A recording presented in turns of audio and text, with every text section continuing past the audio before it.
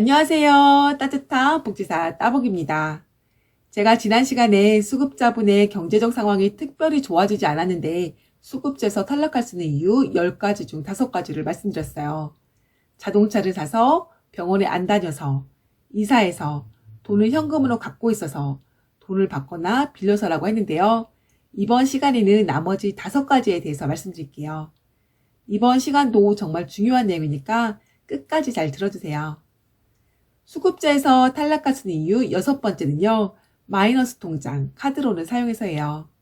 수급자가 대출을 하면 정부는 수급자가 대출한 금액만큼 재산에서 차감해줘요. 그래서 은행이나 보험사는 당연하고 지자체, 공적연금기관, 주택공사, 한국장학재단과 같은 공공기관의 대출, 대부업체에서의 대출도 부채로 보고요. 여기에 신용카드를 3개월 이상 50만 원 연체했다면 연체금까지도 대출로 봐서 재산에서 차감해주죠. 참고로 금융회사에서 대출한 것은 지자체에서 조회가 되는데 대부업체나 신용카드 미결제금은 아직 조회가 안 되거든요. 그래서 수급자분들이 관련한 내용을 주민센터에 직접 알려야 돼요. 이렇게 부채가 파악됐으면 수급자분의 재산에서 부채를 차감해 주는데요. 이 부채는 주거용 재산, 일반 재산, 금융재산 순으로 차감돼요. 그런데 몇몇의 경우는 이렇게 돈을 빌려도 재산에서 차감하지 않는 경우가 있어요. 먼저 마이너스 통장으로 불리는 한도 대출이에요. 이건 통장에 잔액이 없어도 돈을 뺏어 쓸 수 있는 통장인데요. 잔액이 마이너스가 아니라면 이자를 안 내는 거라서 통장을 만들어만 놓고 필요할 때만 비상금 용도로 사용하시는 분들 많아요. 그런데 기초생활보장제도에서는 이렇게 빌린 금액을 부채로 안 봐서 빌린 금액을 재산으로 봐요. 또 정부는 카드론도 부채로 안 봐요. 카드론은 신용카드 회사에서 돈을 빌려주는 건데요. 은행 대출은 조건도 까다롭고 이것저것 낼 서류도 많고 절차도 복잡한데 카드론은 이런 게 굉장히 간단하거든요. 중도 상환 수수료도 없고요. 그래서 카드론을 사용하시는 분들 많으신데요. 대신 이자율이 굉장히 높으니까 유의하셔야 돼요. 또 법원에서 확인된 게 아니고서는 개인 간의 부채는 부채로 안 봐요. 정부는 아는 사람에게 빌린 돈을 아는 사람에게 받은 돈으로 보거든요. 이 부분은 제가 지난 시간에 말씀드렸으니까 내용이 궁금하신 분들은 지난번 영상 확인해보세요.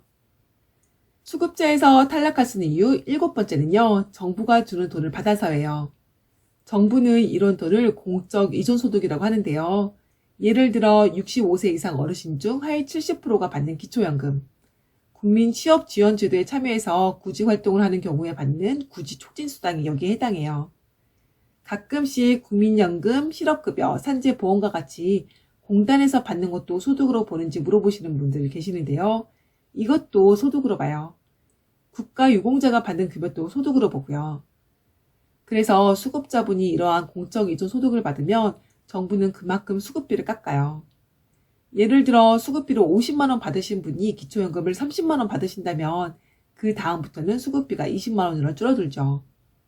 만약 이분이 기초연금 30만 원에다 국민연금도 30만 원 받으신다면 수급자에서 탈락하고요. 이런 점 때문에 실제 수급자 중 많은 분들이 기초연금 자격이 돼도 안 받으세요.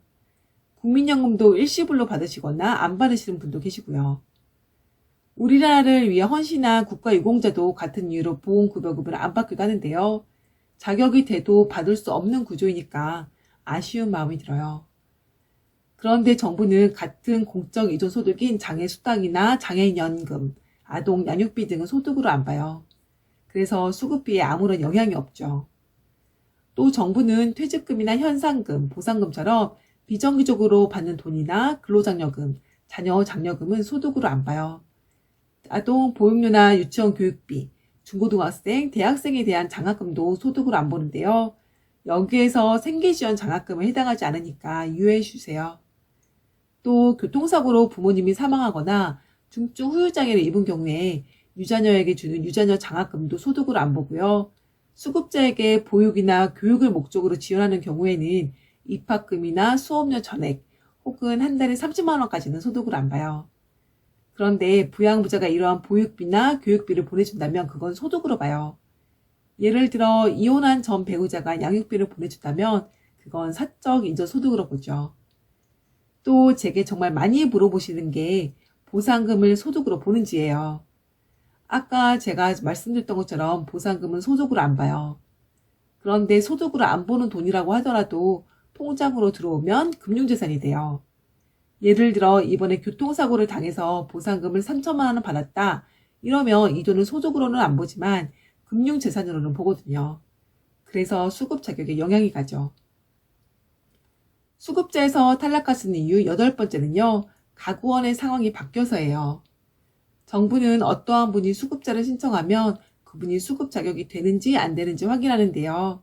이걸 가구 기준으로 봐요. 그래서 소득과 재산이 없지만 별거 중인 남편에게 소득과 재산이 많으면 수급자가 안 되죠. 같이 사는 자녀와 사이가 안 좋아서 아무런 도움을 받지 못한다고 해도 자녀의 소득과 재산이 어느 정도 된다면 수급자가 될 수 없고요. 정부가 수급 자격을 개인 단위가 아닌 가구 단위로 봐서 그러는데요. 이 때문에 가구원의 상황이 달라져서 수급자에서 탈락하기도 해요. 예를 들어 아빠와 대학생 자녀가 같이 사는 어떤 2인 가구가 있다고 해볼게요. 이 가구는 아빠 명의의 재산이 어느 정도 있어서 소득 인정액이 70만 원이에요. 2인 가구 생계급여 기준이 97만 원이니까 이 가족은 생계급여로 27만 원만 받고 있죠. 그런데 이번에 아들이 군대에 입대한 거예요.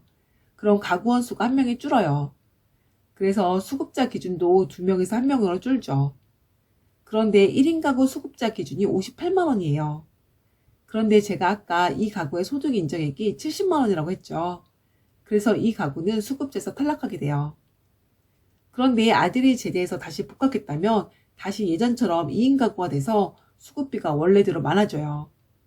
이런 경우는 군 복무뿐만 아니라 최근 6개월간 90일 넘게 해외에 계신 분, 교도소나 구치소, 소년원 등에 입소하신 분, 요양원과 같은 보장시설에서 급여를 받고 있는 분, 실종 선고가 진행 중이거나 가출, 행방불명으로 신고된 지 한 달이 넘은 경우, 또 주민등록표에는 같이 산다고 되어 있지만 실제로 따로 살 경우에도 똑같이 적용되니까 이 부분 참고하시고요.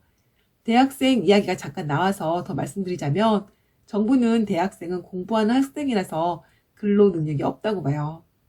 그런데 대학생이 휴학하면 그 기간 동안에는 공부하는 게 아니라고 봐서 근로 능력이 있다고 보거든요. 그래서 일하는 조건으로 수급자가 되는 조건부 수급자가 돼요.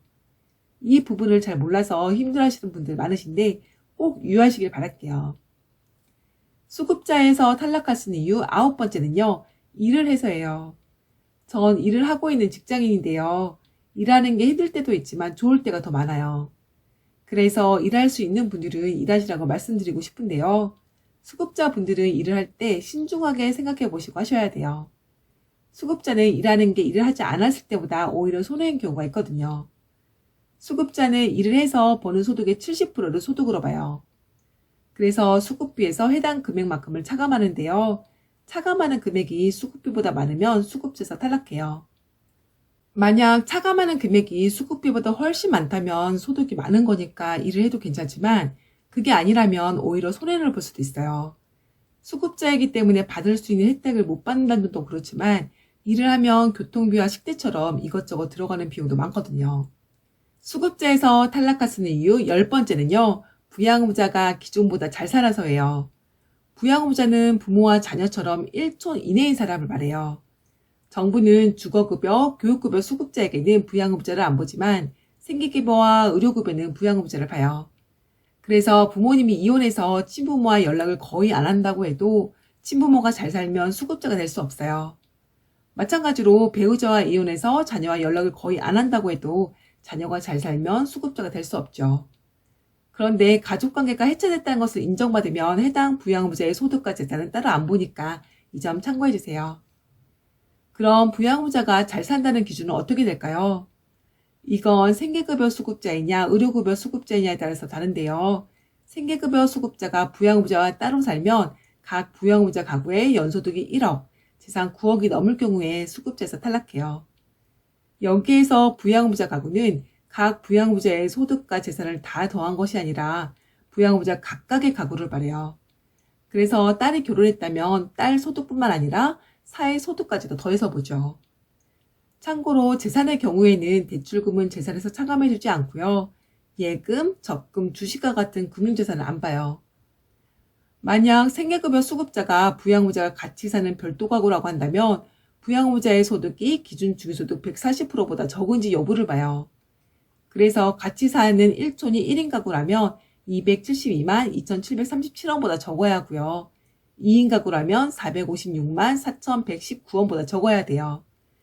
재산은 대도시 3억 5천만 원, 중소도시 2억 5천만 원, 농어촌 2억 2천만 원보다 적어야 하고요. 또 정부는 자립지원 별도 가구라고 해서 수급자 부모를 가진 청년들이 자립할 수 있게 기준을 완화해서 봐요. 그래서 34세 이하에 취업하거나 창업한 자녀가 60만 원 이상 번다면 다른 부양의무자보다 소득 조건을 더 완화해서 보고 있어요. 그래서 기준 주기소득 140%가 아닌 170% 이하여도 수급자가 될 수 있죠. 그래서 자녀가 1인 가구라면 330만 원, 2인 가구라면 554만 원, 3인 가구라면 713만 원까지 벌어도 수급 자격에 영향이 없어요. 재산 기준은 별도 가구와 동일하고요. 의료급여 수급자의 경우에는 부양의무자의 소득에 따라서 부양능력 없음, 미약 있음 이렇게 나누는데요. 지금 이 표를 보시면 잘 알 수 있어요. 그래서 수급자가 1인 가구이고 부양의무자가 1인 가구일 때 부양의무자의 소득이 194만 원보다 적으면 정부는 해당 부양의무자가 수급자를 부양할 능력이 없다고 봐서 수급권자가 수급자가 되는데 아무런 영향을 미치지 않아요. 부양의무자 소득이 272만 원보다 많으면 수급자가 될 수 없고요. 또 소득이 194만 원과 272만 원 사이에 있다면 수급비를 깎여서 받아요. 제 블로그에 지금 보여드릴 표 올려놓았으니까 궁금하신 분들은 제가 고정 댓글로 써놓은 제 블로그 내용 참고해보세요. 이제까지 제가 당신이 수급자에서 탈락한 10가지 이유에 대해서 말씀드렸어요. 첫 번째, 자동차를 사서. 두 번째, 병원에 안 다녀서. 세 번째, 이사해서. 네 번째, 돈을 현금으로 갖고 있어서. 다섯 번째, 돈을 받거나 빌려서. 여섯 번째, 마이너스 통장, 카드로를 해서. 일곱 번째, 정부가 주는 돈을 받아서. 여덟 번째, 가구원의 상황이 바뀌어서. 아홉 번째, 일을 해서. 열 번째, 부양의무자가 기준보다 잘 살아서예요. 제가 전에도 말씀드렸지만 수급자보다 소득과 재산이 더 적은데도 수급자에서 탈락하시는 분 계세요. 제가 이제까지 말씀드린 내용 잘 참고하시다면 도움이 될 거라 생각해요. 그럼 오늘은 여기까지 하고 다음 시간에 또 뵐게요. 나무나도 행복하게 보내세요.